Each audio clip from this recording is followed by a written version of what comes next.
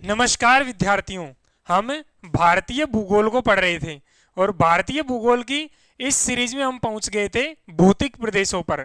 और भौतिक प्रदेशों में भी हमने मेजरली दर्रें और उत्तर का विशाल मैदान के विषय में पढ़ लिया था।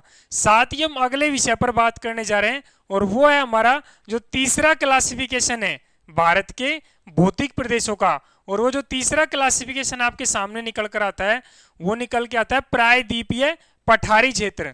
उस प्रायद्वीपीय पठारी क्षेत्र के बारे में आज बात करेंगे। हम बात कर रहे हैं इस प्रायद्वीपीय पठारी क्षेत्र की। तो इस प्रायद्वीपीय पठारी क्षेत्र के अंतर्गत कौन कौन से क्षेत्र शामिल किए जाते हैं उनके विषय में चर्चा करेंगे। साथ ही इसकी ऐसी कौन कौन सी भौगोलिक विशेषताएं हैं जिनकी वजह से इसको तीसरा भारत का भौतिक प्रदेश कहा गया है, या फिर मैं सामान्य शब्दों में कहूं तो तीसरे भौतिक प्रदेश की संज्ञा दी गई है। तो उन्हीं सभी जो महत्वपूर्ण इसकी विशेषताएं हैं उनको यहां पर हम जानने की कोशिश करेंगे। और आप यकीन मानिए कि किसी भी एग्जाम में, चाहे आप लोअर लेवल से लेकर हायर लेवल के एग्जाम में जाइए, आप जितने भी जो भौतिक प्रदेशों से प्रश्न पूछे जाते हैं वो प्रश्न या तो हिमालय डिवीजन से पूछा जाएगा या फिर जो प्रश्न पूछा जाएगा वो आपसे पूछा जाएगा प्रायद्वीपीय पठारी क्षेत्र से। अब इस प्रायद्वीपीय पठारी क्षेत्र की क्या यूनिक विशेषताएं हैं जिनसे कि एग्जामिनर को कुछ ज्यादा ही लगाव है और इनसे ही ज्यादातर प्रश्न पूछे जाते हैं। तो आपके सामने जो मैप दिखाई दे रहा है इस मैप में जनरली आपको सभी के सभी जो कि प्रायद्वीपीय पठार के अंतर्गत इससे शामिल किए जाते हैं उनका एक बार आप विस्तार से वर्णन देख लीजिए। या फिर मैं कहूं तो ये कौन कौन से क्षेत्र है उनके नाम देख लीजिए कि ये जैसे यहाँ सबसे पहला जो क्षेत्र है अरावली का, फिर मेवाड़ का पठार, उसके बाद मालवा का पठार, या फिर उसके बाद विंध्यन, विंध्यन के साथ ही सतपुड़ा, फिर Maharashtrian plateau, Karnataka plateau, Telangana plateau, Deccan का पठार, छत्तीसगढ़ प्लेन, बघेलखंड का पठार, बुंदेलखंड का पठार, साथ ही राजमहल हिल्स, छोटा नागपुर का पठार, छत्तीसगढ़ बेसिन, दंडकारण्य का पठार और साथ ही साथ में मेघालय का पठार जिसके अंतर्गत हम कार्बी एंगलोंग का पठार पढ़ते हैं।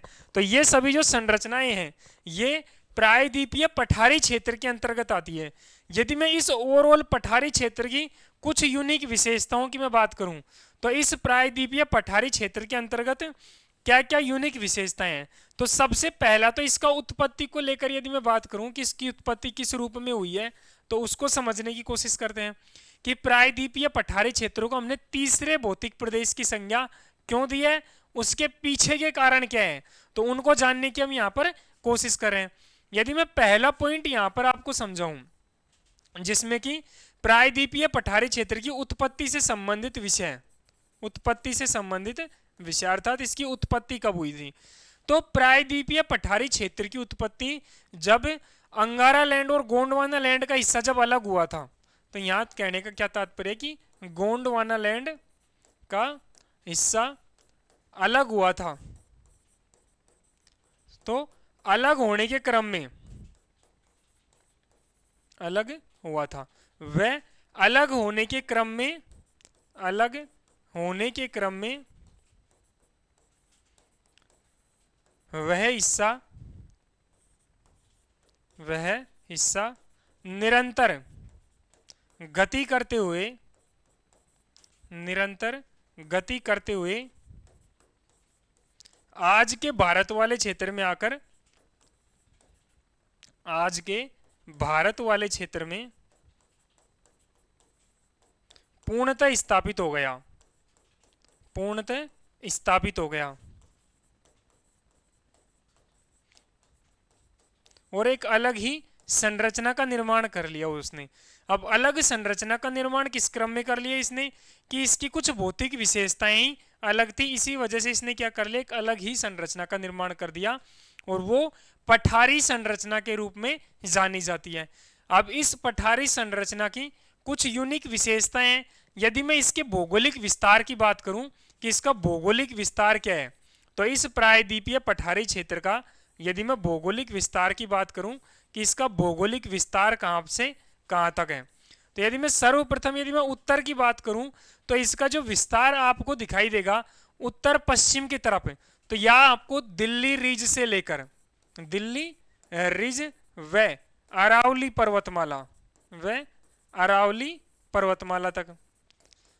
साथ ही साथ यदि मैं इसके पश्चिम के विस्तार की बात करूं तो जो आपको गुजरात में गिर की पहाड़ियां दिखाई देती है, इन गिर की पहाड़ियों तक इसका पश्चिमी विस्तार पाया जाता है। यदि मैं प्रायद्वीपीय पठार की भौगोलिक विशेषताओं की बात करूं कि उसकी अवस्थिति किन क्षेत्रों में है, तो उसकी अवस्थिति यहाँ पर उत्तर में आपको दिखाई देगी दिल्ली रिज, या उत्तर पश्चिम में यदि आपको यहाँ पर दिखाई देगी अरावली पर्वतमाला के क्षेत्र तक।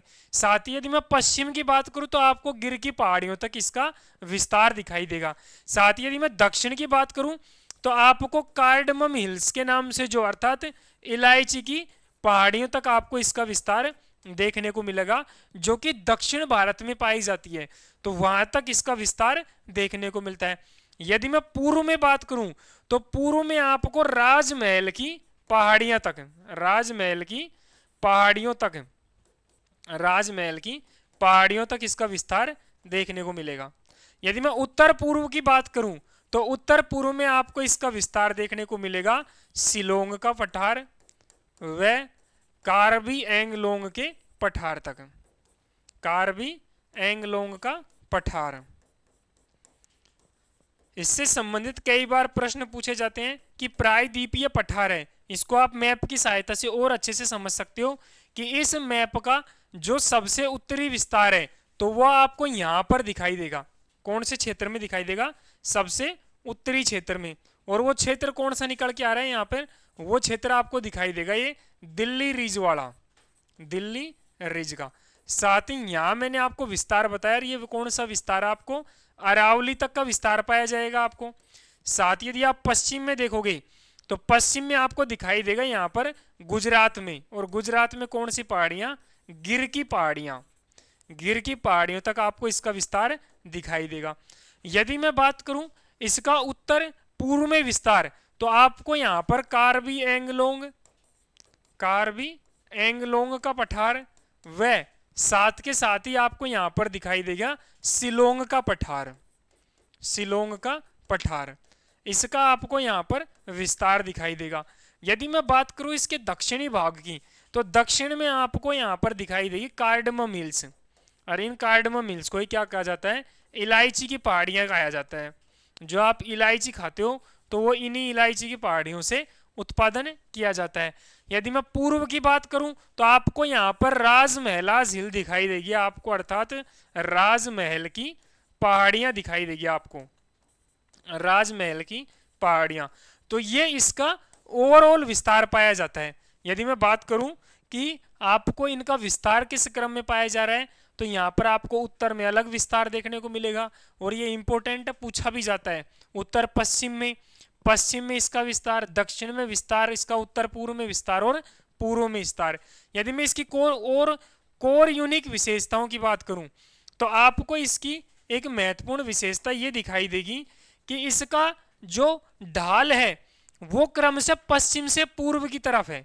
अर्थात जो मैं आपको स्लोप बताऊं इसका, कि इसका जो ढाल की बात करूं मैं, तो इसका जो ढाल आपको दिखाई देगा जिसको कि आप स्लोप कहते हो, तो ये जो स्लोप दिखाई देगा आपको ये वेस्ट टू ईस्ट दिखाई देगा, अर्थात पूर्व पश्चिम से पूर्व की ओर। अर्थात पश्चिम से जब आप पूर्व की तरफ जाओगे तो इसका आपको एक अच्छी खासी मात्रा में ढलान देखने को मिलेगी। यदि मैं सामान्य शब्दों में कहूं तो आप इधर जाकर लुढ़क जाइए और आप कहां पहुंच जाओगे? पूर्व की तरफ पहुंच जाओगे।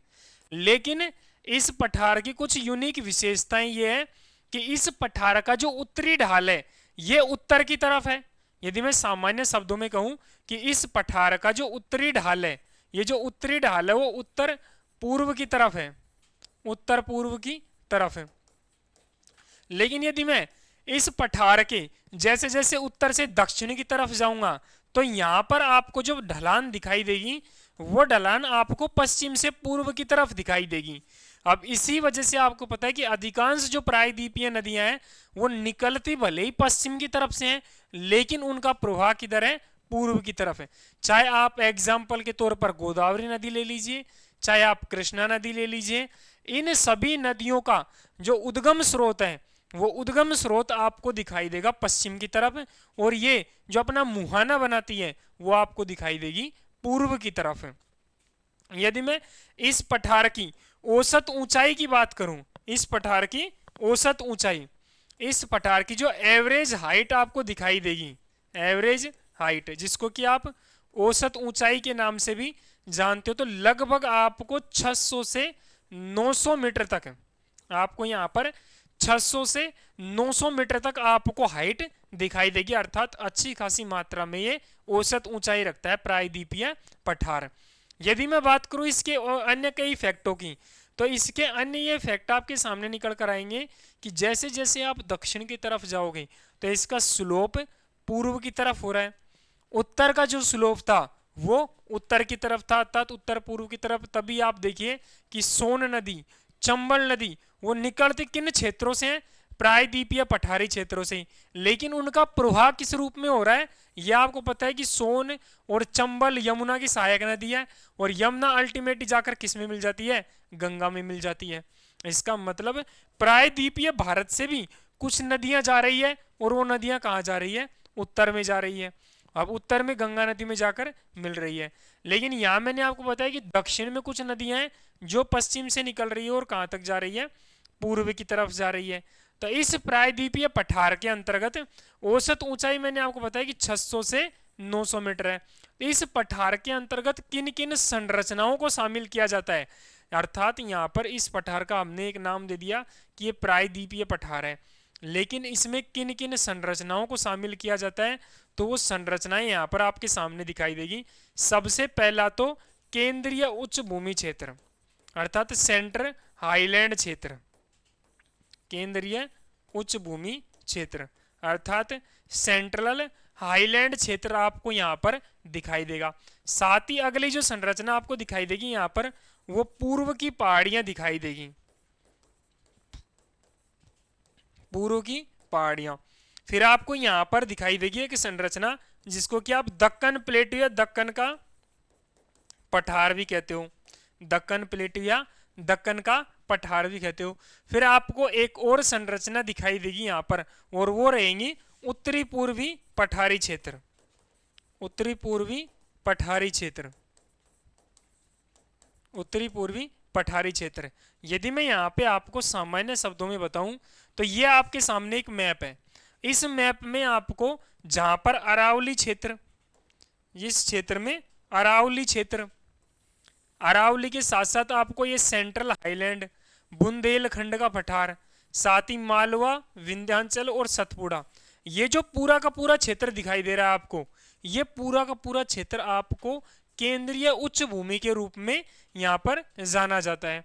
यदि मैं बात करूं कि आपको अरावली, मेवाड़ का पठार, मालवा का पठार, बुंदेलखंड का पठार, बघेलखंड का पठार, साथ ही विंध्यन श्रेणी, और विंध्यन श्रेणी के साथ में सतपुड़ा श्रेणी, तो ये जो सम्मिलित रूप से आपको संरचनाएं दिखाई दे रही है वो किस नाम से जानी जाती है यहाँ पर, वो आपको किस नाम से जानी जाएगी, केंद्रीय उच्च भूमि के नाम से जानी जाएगी। तो प्रमुखता कौन कौन सी है, जिसमें आपको सबसे पहले दिखाई देगा अरावली पर्वतमाला, अरावली पर्वतमाला। फिर आपको यहाँ पर दिखाई देगा मेवाड़ का पठार, मेवाड़ का पठार। फिर आपको यहाँ पर दिखाई देगा मालवा का पठार, मालवा का पठार। फिर आपको यहाँ पर दिखाई देगा बुंदेलखंड का पठार, बुंदेलखंड का पठार। फिर आपको यहाँ पर दिखाई देगा बघेलखंड का पठार, बघेलखंड का पठार। फिर आपको यहाँ पर दिखाई देगी विंध्यन श्रेणी, विंध्यन श्रेणी।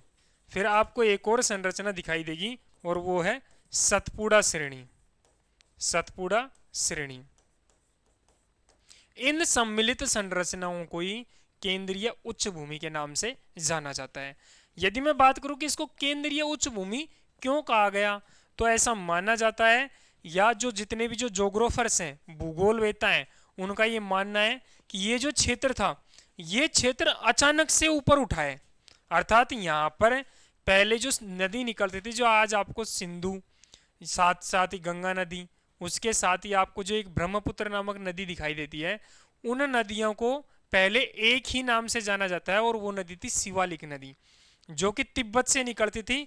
और वो आज का जो ब्रह्मपुत्र का रूट है उस रूट को फॉलो करते हुए इस केंद्रीय उच्च भूमि के पास से होते हुए आकर अपना जो पानी गिराती थी वो कहाँ गिराती थी, अरब सागर में गिराती थी। यहाँ कहने का क्या तात्पर्य निकल के आ रहा है कि वो नदियां अपना पानी कहाँ गिराती थी, अरब सागर में गिराती थी। लेकिन कालांतर में एक दबाव उत्पन्न हुआ और जो मध्य उच्च भूमि है इसने अपने आप में एक उभार का रूप ले लिया, अर्थात ये जो संरचना है ये ऊपर उठ गई।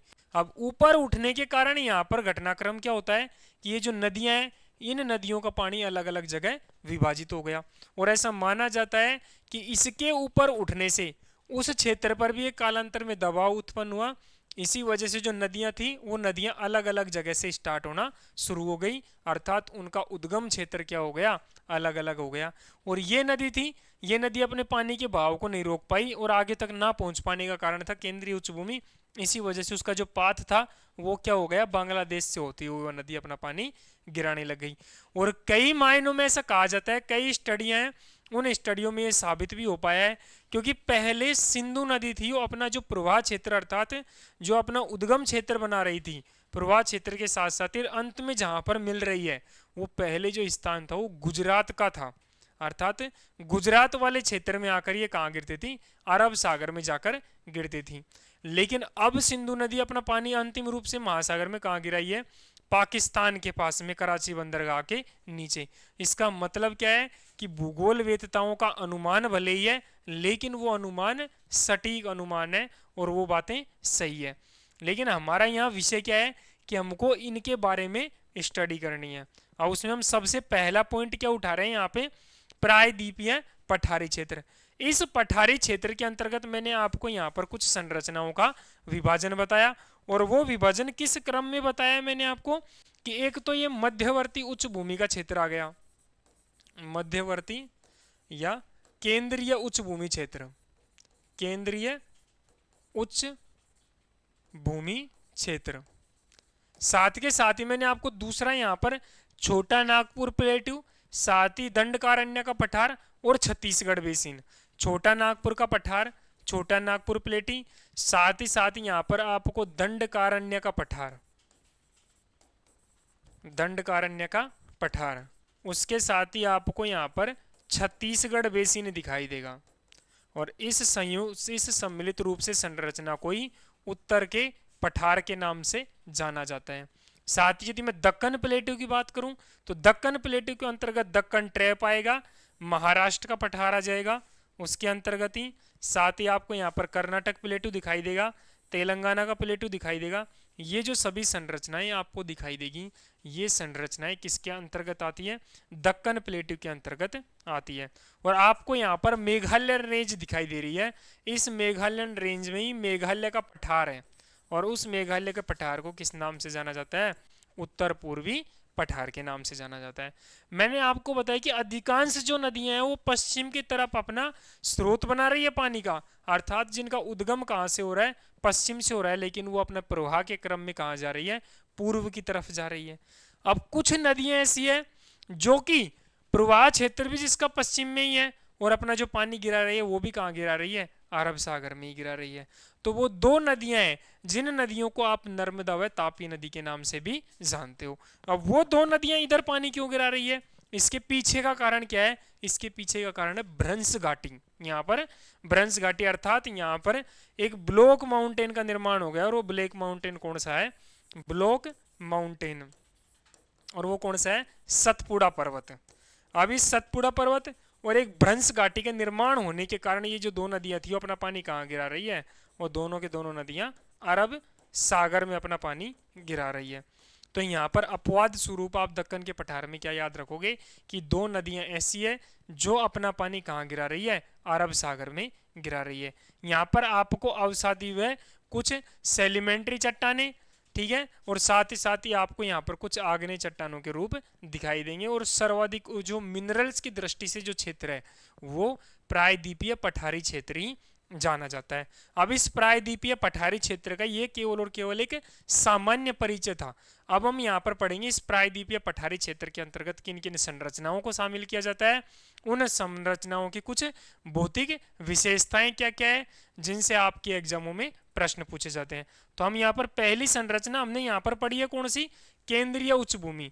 और इस केंद्रीय उच्च भूमि के अंतर्गत भी मैंने आपको कौन कौन सी संरचनाएं बताई है।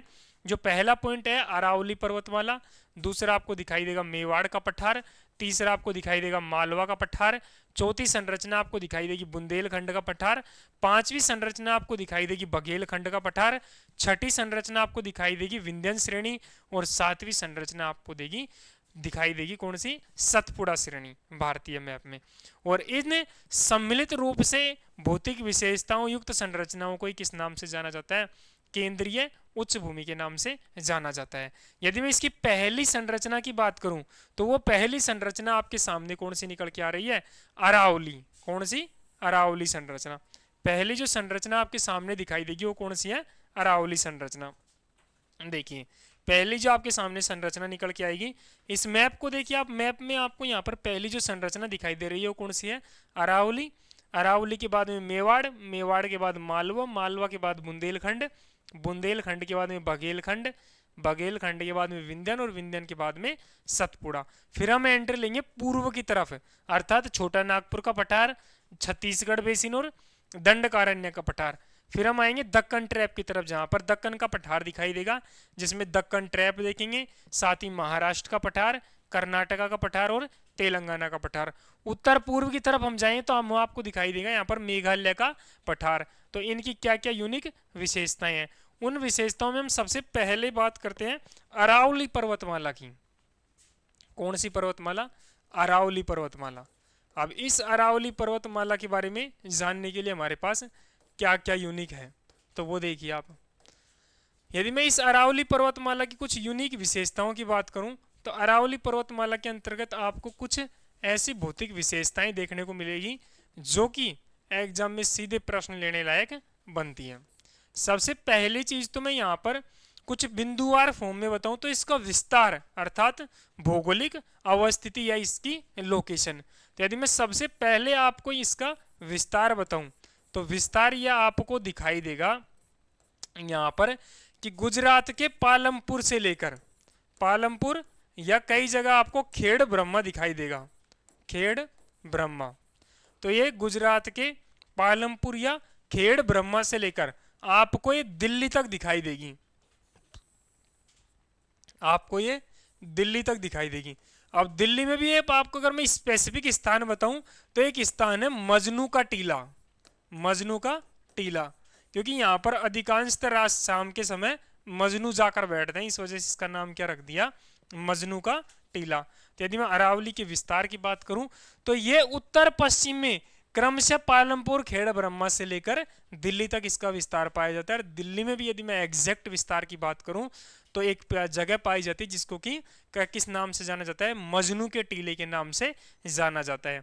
अब यहाँ पर ऐसा नहीं है कि कोई मजनू जाकर बैठते होंगे, ये एक गुरुद्वारा है मजनू का टीला, सिखों का एक गुरुद्वारा जो कि अरावली का एंडिंग पॉइंट है।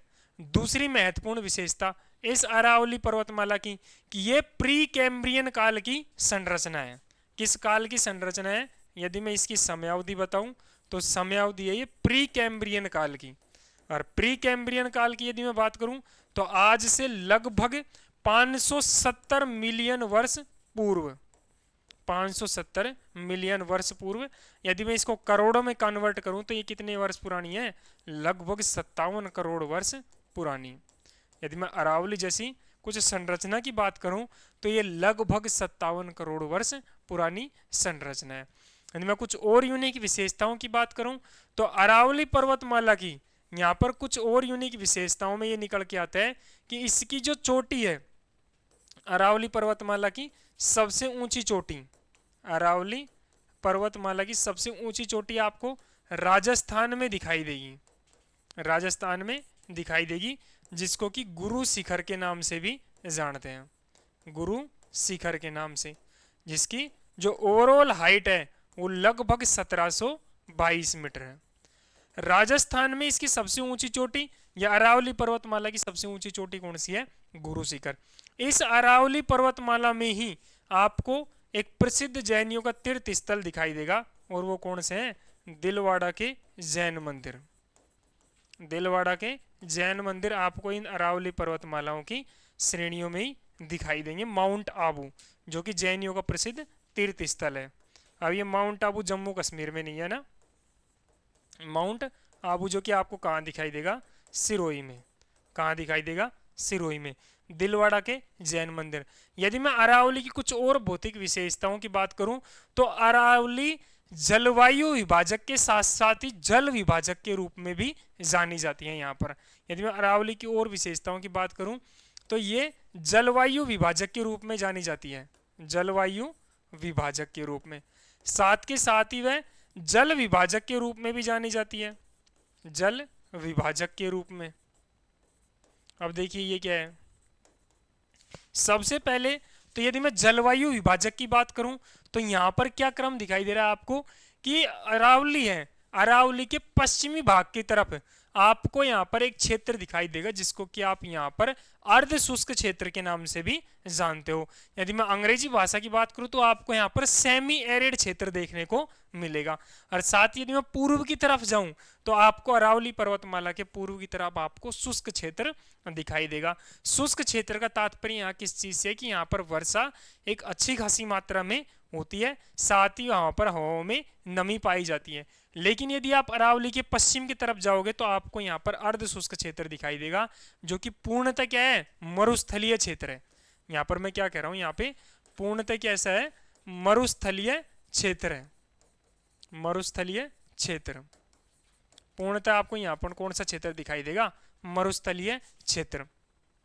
यदि मैं कुछ यूनिक विशेषताओं की बात करूं अरावली की ओर तो मैंने आपको यहाँ पर बताया कि अरावली पर्वतमाला के अंतर्गत आपको यहाँ पर कुछ सामान्य विशेषताएं देखने को मिलेगी, और उन सामान्य विशेषताओं में मैंने सबसे पहले ये बताया कि ये जल विभाजक का कार्य करती है यहाँ पर। अब जल विभाजक का कार्य किस क्रम में कर रही है? देखो अब ये जल विभाजक का कार्य किस क्रम में कर रही है कि ये जो राजस्थान का जो अपोहा तंत्र है उस अपोहा तंत्र को गंगा नदी के अपोहा तंत्र से अलग करने का कार्य कर रही है। यहाँ पर क्या निकल के आ रहा है कि गंगा नदी का अपोहा क्षेत्र, गंगा का अपोहा क्षेत्र को अलग करने का काम कौन सी नदी कर रही है? यहाँ पर ये अरावली कर रही है। और अरावली कौन से क्षेत्र से अलग कर रही है? इसको अरावली अलग कर रही है राजस्थान के अपोहा क्षेत्र से, राजस्थान के अपोहा क्षेत्र से। गंगा के अपोहा क्षेत्र को राजस्थान के अपोहा क्षेत्र से अलग करने का काम कौन कर रही है? यह अरावली पर्वतमाला कर रही है। साथ के साथ ही यह अरावली पर्वतमाला यहाँ पर एक बैरियर का काम कर रही है। किस रूप में बैरियर का काम कर रही है कि अरावली पर्वतमाला के एक ओर तो आपको लगभग बांगर संरचना दिखाई देगी और एक और आपको जहां तक जो अनुपजाऊ मिट्टी है वो अनुपजाऊ मिट्टी देखने को मिलेगी, अर्थात आपको यहाँ पर मरुस्थलीय मृदा देखने को मिलेगी, मरुस्थलीय मृदा। अर्थात यहाँ कहने का क्या तात्पर्य है कि अरावली पर्वतमाला के एक तरफ तो आपको एक उपजाऊ भूमि दिखाई देगी जिसको कि राजस्थान में रोही भूमि के नाम से भी जाना जाता है। अगर आपसे पूछ लेगी रोही का तात्पर्य किससे है या रोही का संबंध किससे है तो उपजाऊ भूमि से किसका संबंध है? रोही का संबंध है। यदि मैं बात करूं जलवायु विभाजक तो जलवायु विभाजक आप यहां देखिए कि जलवायु विभाजक का क्या तात्पर्य है? जलवायु विभाजक तो जलवायु विभाजक इसके एक तरफ तो आपको शुष्क क्षेत्र दिखाई देगा और एक तरफ आपको यहाँ पर सेमी एरिड क्षेत्र दिखाई देगा। एरिड और सेमी एरिड क्षेत्र अर्थात शुष्क और अर्ध शुष्क क्षेत्र आपको यहाँ पर दिखाई देंगे। अर्ध शुष्क क्षेत्र व शुष्क क्षेत्र आपको यहाँ पर दिखाई देगा। अब ये क्षेत्र में आपको यहाँ पर देखो अरावली एक समवर्षा रेखा के रूप में भी जानी जाती है। इसका तात्पर्य क्या है कि अरावली वर्षा का भी विभाजन करती है कि अरावली के एक तरफ तो या आपको यहाँ पर अच्छी खासी मात्रा में वर्षा देखने को मिलेगी लेकिन इस तरफ आपको वर्षा कम देखने को मिलेगी।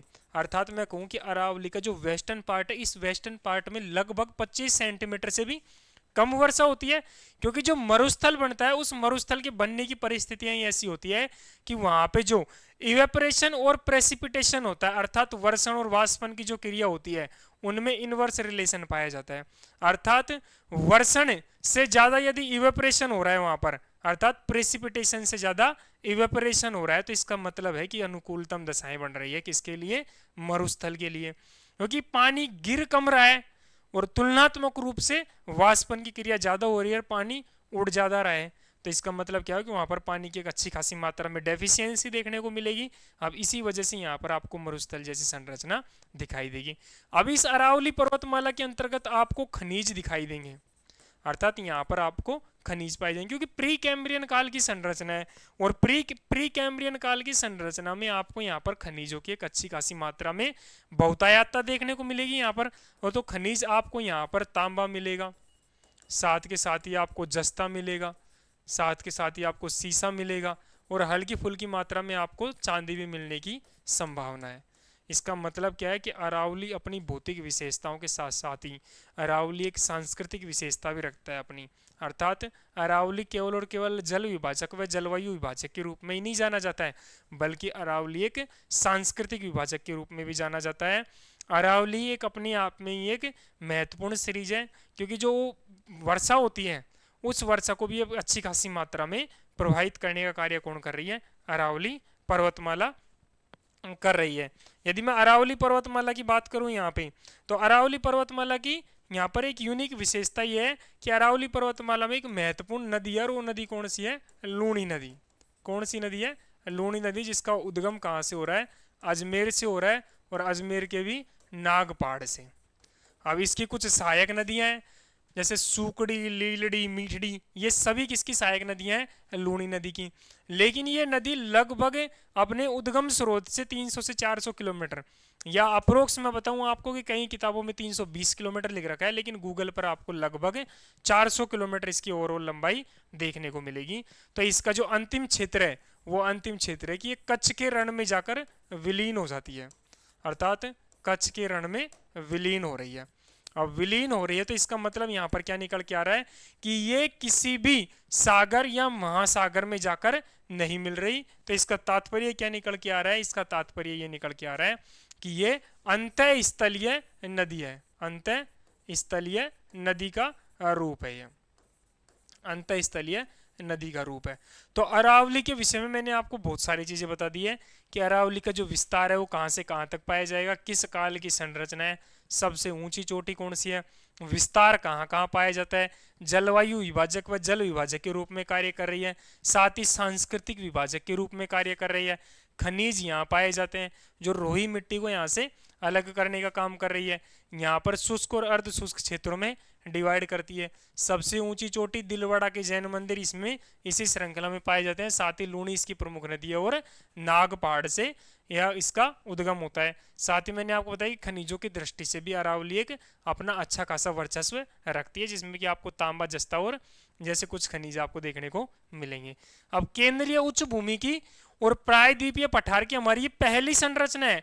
अब केंद्रीय उच्च भूमि की जो दूसरी संरचना आपको दिखाई देगी वो दिखाई देगी मेवाड़ का पठार। अब इस मेवाड़ के पठार की यदि मैं बात करूं तो इसका मूलतः विस्तार राजस्थान और मध्य प्रदेश में पाया जाता है। यदि मैं मेवाड़ के पठार की बात करूं तो ये मेवाड़ का पठार की यदि मैं बात करूं तो इसका मूल विस्तार तो राजस्थान में ही है, मूल विस्तार तो राजस्थान में ही है।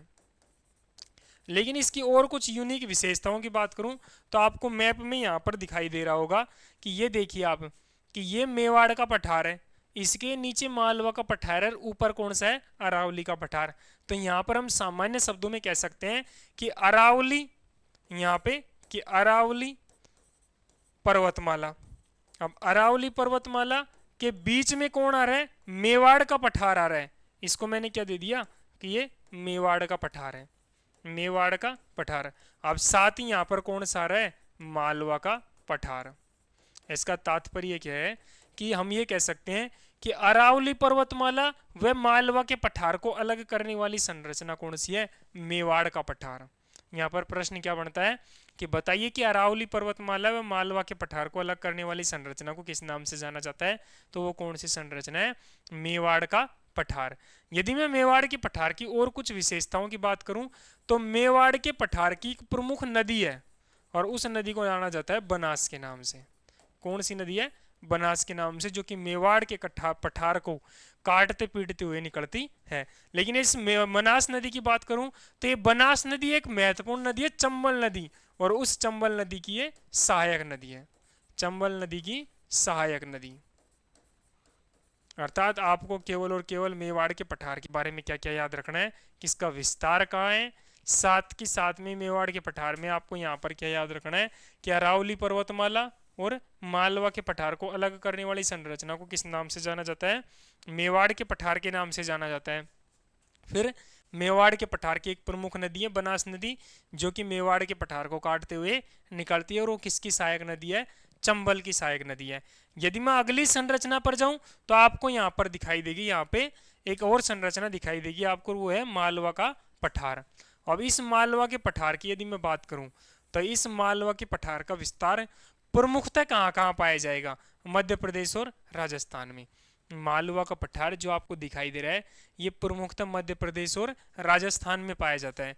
यदि मैं मालवा के पठार की बात करूं तो ये जो मालवा का पठार है इसकी कुछ यूनिक विशेषताएं आप देखिए। वो यूनिक विशेषताएं क्या है कि इसका उत्तर से दक्षिण और पूर्व से पश्चिम में क्या विस्तार है। तो देखिए जो मालवा का पठार है इसका पूर्व में विस्तार तो आपको दिखाई देगा यहाँ पर, ये बघेलखंड के पठार के रूप में। यहाँ पे कौन सा पठार, बघेलखंड का पठार। लेकिन मैं उत्तर के विस्तार की बात करूं आपको तो यहाँ पर एक पठार दिखाई देगा आपको, ग्वालियर का पठार, ग्वालियर का पठार। आपको पूर्व में इसका विस्तार दिखाई देगा आपको हाड़ौती के पठार के रूप में, हाड़ौती का पठार।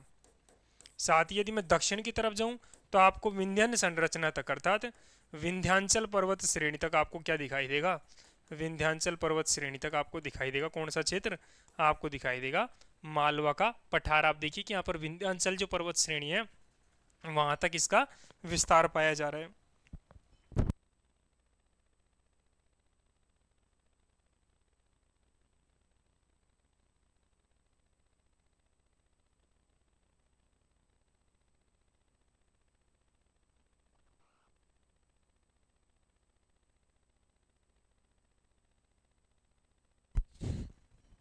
देखिए बघेलखंड का पठार, विंध्यांचल पर्वत श्रेणी, हाड़ौती का पठार और ग्वालियर का पठार। यदि मैं इस पठार की कुछ और विशेषताओं की बात करूं तो यहाँ पर आपको काली मिट्टी का विस्तार देखने को मिलेगा। अब काली मिट्टी का विस्तार देखिए, अब काली मिट्टी क्यों बन रही है यहाँ पर, तो सबसे बड़ा रीजन है कि जब ये अपने प्रवाह क्षेत्र से बाहर निकल रहा था तो इस पर ज्वालामुखी उद्भेदन की क्रिया हुई, और ज्वालामुखी उद्भेदन की क्रिया का परिणाम ये निकलता है कि यदि लावा यदि हल्का होता है, लावा हल्का होता है अर्थात उसमें डेंस अर्थात लावा का जो घनत्व होता है वो घनत्व ज्यादा होता है। यहाँ पर क्या तात्पर्य निकल के आ रहा है कि घनत्व क्या रहेगा उसका ज्यादा रहेगा, तो एक अलग संरचना का निर्माण होगा। यदि लावा भारी है और उसका घनत्व कम है अर्थात यहाँ पर उसकी डेंसिटी कम है, तो देखिए यहाँ पर क्या विशेषताएं निकल के आ रही है कि जब ये क्षेत्र यहाँ से टूटकर बाहर निकला था गोंडवाना क्रम के रूप में तो इस पर ज्वालामुखी उद्भेदन की क्रिया हुई, इससे लावा बना, और जो लावा निकला था उसके फैलने की दर ज्यादा थी।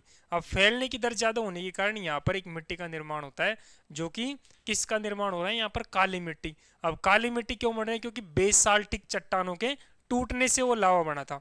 यदि मैं यार कहानी का क्या तात्पर्य निकल के आ रहा है यहाँ पे कि यदि बेसाल्टिक चट्टानों के रूप में यहाँ पर लावा निकल रहा है, बेसाल्टिक चट्टानों के रूप में, तो आपको एक संरचना यहाँ पर दिखाई देगी। वो कौन सी संरचना है, ब्लैक सोइल या काली मिट्टी की, काली मिट्टी की संरचना आपको क्यों दिखाई देगी, क्योंकि बेसाल्टिक चट्टानों के अपर्दन के परिणाम स्वरूप ही क्या बना है, इसका निर्माण हुआ है।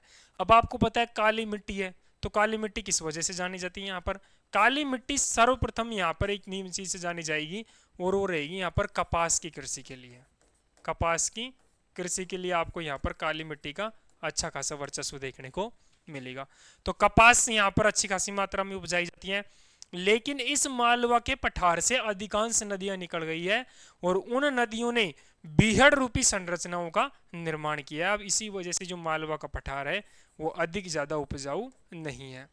इस मालवा के पठार के बारे में मैं आपको यहाँ पे क्या बता रहा हूँ कि यहाँ पर बीहड़ का निर्माण हुआ है, क्योंकि यहाँ पर चंबल जैसी नदियाँ निकल रही है, जिसने शुरुआत अवनालिका अपर्दन से हुई। जिस प्रकार आपके हाथ की उंगलियां हैं, जिस उसमें से पानी बहता गया और एक विकराल रूप धारण कर लिया, ठीक उसी प्रकार से आपने कई बार नाम सुना होगा कि चंबल के डाकू या फेमस डाकू फूलन देवी, जो कि इसी क्षेत्र से जिसका संबंध पाया जाता है, जो चंबल की जो मशहूर और कुख्यात डाकुओं के नाम से जाने जाते हैं, तो इन्हीं क्षेत्रों में रहते हैं। अब रहने के पीछे कारण क्या है कि ये बिल्कुल बीहड़ वाले क्षेत्र है। अब बीहड़ वाले क्षेत्र है तो यहाँ पर कुछ ऐसी स्थलाकृतियों का निर्माण हो गया कि जहाँ के रास्ते केवल और केवल उनको ही पता होता है। अब पुलिस जैसी चीजें वहां पर पहुंच नहीं पाती। तो अब इसी वजह से मैं यहाँ कह सकता हूँ कि नदियों के द्वारा अपर्दन के परिणाम स्वरूप, अपर्दन के परिणाम स्वरूप यहाँ पर किसका निर्माण हो गया है, बीहड़ का निर्माण हो गया है, अर्थात बीहड़ों का निर्माण हो गया है यहाँ पर। तो ये मालवा के पठार के विषय में एक मोटा मोटा ज्ञान था जितना आपको पढ़ना चाहिए। फिर अगली जो संरचना हमारे सामने दिखाई देगी आपको, बुंदेलखंड का पठार। अब इस बुंदेलखंड के पठार की बात करूं तो ये मूलतः दो राज्यों में फैला है। सबसे पहले मैं इसकी भौगोलिक विशेषताओं की बात करूं तो ये दो राज्यों में, अब वो दो राज्य कौन कौन से हैं? सबसे पहला राज्य है उत्तर प्रदेश। कौन सा? उत्तर प्रदेश। और दूसरा राज्य आपको यहाँ पर दिखाई देगा मध्य प्रदेश। कौन सा दिखाई देगा? मध्य प्रदेश यहाँ पे आपको। अर्थात पहला राज्य कौन सा? उत्तर प्रदेश, और दूसरा राज्य कौन सा? यहाँ पर मध्य प्रदेश। यदि मैं और डीप जाऊं तो आपको उत्तर प्रदेश के 7 जिलों के अंतर्गत आपको इसका विस्तार दिखाई देगा, और मध्य प्रदेश के 8 जिलों के अंदर इसका विस्तार दिखाई देगा। 7 जिलों के अंतर्गत उत्तर प्रदेश में इसका विस्तार पाया जाता है, जो कि आपके सामने है यहाँ पे बुंदेलखंड का पठार। ये जो बघेलखंड का पठार है ये छत्तीसगढ़ और महाराष्ट्र की बाउंड्री पर लगा हुआ है, जो कि जो पूर्व का क्षेत्र अर्थात पूर्वी पठार और मध्य उच्च भूमि को अलग करने का कार्य कर रहा है। लेकिन जो बुंदेलखंड का पठार है ये अपने आप में यहाँ पर एक अलग विशेषताएं रखता है। और वो अलग विशेषताएं क्यों रखता है? सबसे पहला तो इसका आप विस्तार देखिए बुंदेलखंड के पठार का, कि उत्तर प्रदेश के लगभग 7 जिलों में और मध्य प्रदेश के लगभग 8 जिलों में पाया जाता है।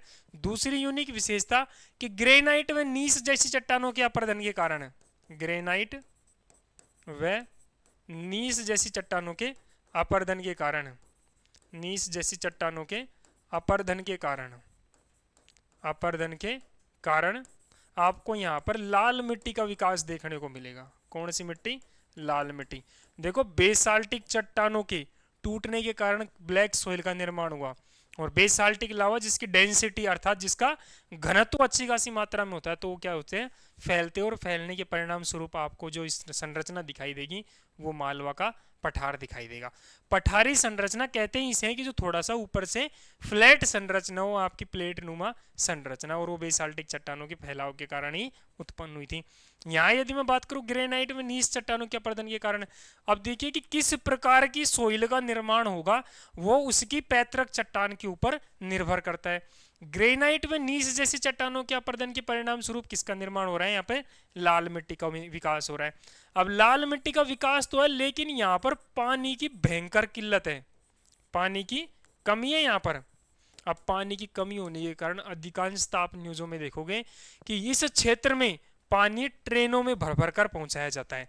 जिस प्रकार आपने ऑयल के टैंकर्स देखे होंगे ट्रेनों में, ठीक उसी प्रकार से इस क्षेत्र में पानी की आपूर्ति की जाती है। तो मैं सामान्य शब्दों में कहूंगा कि भले ही यहाँ पर ग्रेनाइट और नीस के चट्टानों से लाल मिट्टी का विकास हो, और आपको पता है कि लाल मिट्टी मक्का जैसी फसलों के लिए एक उपयुक्त दशाएं प्रदान करती है, लेकिन यहाँ पर क्या हो रहा है? पानी की बिल्कुल ही कमी है। इसी वजह से यहाँ पर क्या हो गया? यहाँ पर पर्याप्त मात्रा में विकास नहीं हो पाया, पर्याप्त मात्रा में विकास नहीं हो पाया। अब पर्याप्त मात्रा में विकास नहीं हो पा रहा, इसी वजह से आप देखिए कि प्रशासनिक समस्याएं आ रही है। अन्यथा उत्तर प्रदेश को आज 3 हिस्सों में तोड़ दिया जाता। लेकिन आप सोचिए कि यदि पूर्वी उत्तर प्रदेश, पश्चिमी उत्तर प्रदेश अगर बुंदेलखंड वाला क्षेत्र को डिवाइड कर दिया तो ये बुंदेलखंड वाला क्षेत्र तो बिल्कुल ही अंडर डेवलप हो जाएगा। अब यही कुछ ऐसी चीजें जो सरकार के सामने चुनौतियां बनकर आ रही है। तो ये क्षेत्र अपना पर्याप्त मात्रा में विकास नहीं कर पाया। अब इस क्षेत्र की एक महत्वपूर्ण नदी है, और वो कौन सी नदी है? यमुना नदी। अब इस यमुना नदी ने भी यहाँ पर कोई कसर नहीं छोड़ी और बीहड़ भूमि का निर्माण कर दिया। बीहड़ भूमि का निर्माण कर दिया। अब इस क्षेत्र की यदि मैं कुछ यूनिक विशेषताओं की बात करूं तो आपके सामने यहाँ पे है कि कौन कौन से राज्य में पाई जाती है, साथ के साथ इसकी मेजर समस्याएं क्या है, कौन सी मिट्टी पाई जाती है यहाँ पर आपको, और मिट्टी के साथ साथ ही यहाँ पर आपको ऐसी कौन कौन सी संरचनाएं दिखाई देगी। ये एक पिछड़ा हुआ क्षेत्र है। फिर मैं यहाँ पर बघेल खंड के पठार की मैंने बात करी थी आपके सामने अभी, तो ये बघेल खंड का पठार आप देख पा रहे होंगे कि इधर बघेल खंड के पठार के इधर है छोटा नागपुर का पठार, साथ ही बीच में बघेल खंड का पठार है, इधर कौन सा पठार है, बुंदेलखंड का पठार, जो कि लगभग छत्तीसगढ़ और महाराष्ट्र की बिल्कुल बॉर्डरिंग लाइन पर जाकर है। तो यहाँ पर ये इंपॉर्टेंट पॉइंट क्या निकल के आ रहा है कि छोटा नागपुर पठार को बुंदेलखंड के पठार से अलग करने वाली संरचना कौन सी है, बघेलखंड का पठार। इसका क्या है कि बघेलखंड का पठार यदि आप यहाँ देखोगे तो यहाँ पर आपको दिखाई देगा कौन सा, बुंदेलखंड का पठार, बुंदेलखंड का पठार। साथ के साथ में आपको एक अलग करती हुई संरचना दिखाई देगी जिसको कि आप बघेलखंड के पठार के नाम से जानते हो, बघेलखंड का पठार। और इधर आपको दिखाई देगा कौन सा, छोटा नागपुर का पठार, छोटा नागपुर का पठार। अर्थात छोटा नागपुर पठार को अलग करने वाली संरचना बुंदेलखंड, या आपसे ये पूछा केंद्रीय उच्च भूमि को पूर्वी जो पठारी क्षेत्र उससे अलग करने वाली संरचना को किस नाम से जाना जाता है, बघेलखंड के पठार के नाम से जाना जाता है। अब आज की हमारी जो क्लास है वो बघेलखंड के पठार तक ही रहेगी, क्योंकि लंबी क्लास से खींचनी है और वो चीज़ों को देखने में एक बोरियत सी फील होती है। तो अगली जो हम क्लास पढ़ेंगे उसमें हम शुरुआत करेंगे विंध्यन श्रेणी से, और लगभग अगली क्लास में हम कोशिश करेंगे इन सारी विषय वस्तुओं को समाप्त कर दे। फिर अगला जो हम चौथा जो भौतिक विभाजन पढ़ने की कोशिश करेंगे वो रहेगा जितने भी जो पर्वतीय क्षेत्र, ये दक्षिणी जो संरचनाएं हैं उन दक्षिण पर्वतीय संरचनाओं को पढ़ेंगे। तो आज की क्लास हम यहीं पर बाइंड अप करते हैं। धन्यवाद सभी लोग, पढ़ते रहिए अच्छे से, मस्त रहिए।